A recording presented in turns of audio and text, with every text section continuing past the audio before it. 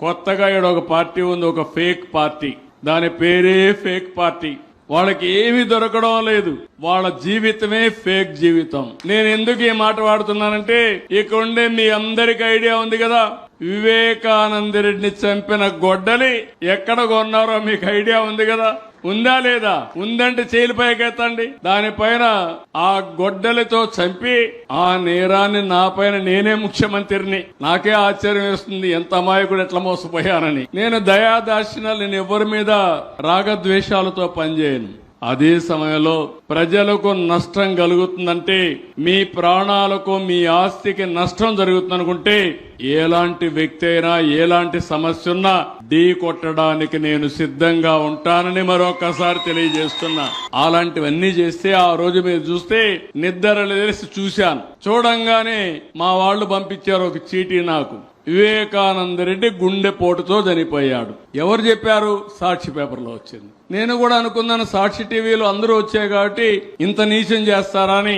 నేను కూడా నమ్మి గుండెపోటుని పాపం అనుకున్నా. పాపం అనుకొని నేను గమనున్నాను.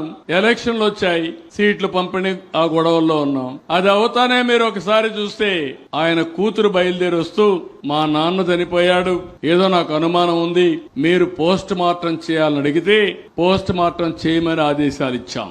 ఆటోమేటిక్ గా చేయాలి. అయితే ఇక్కడ జరిగింది మీరు చూస్తే, ఒక సిఐని దగ్గర పెట్టుకొని మనిషిని చంపిన తర్వాత రూమ్ అంతా క్లీన్ చేయించారు.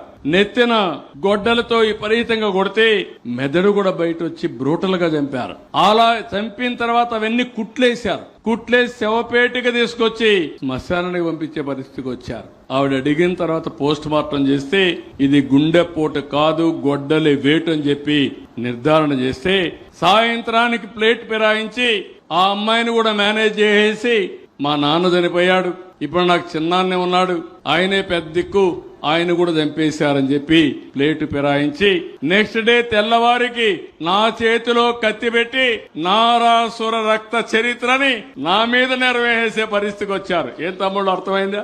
ఏమమ్మా అర్థమైందా? మీరు చేయగలుగుతారా ఆ పని? ఎవరికైనా సాహసం ఉందా ఇక్కడ? అలాంటి వాళ్ళు రాజకీయాల్లోకి రావడానికి అర్హత ఉందా అని నేను అడుగుతున్నా.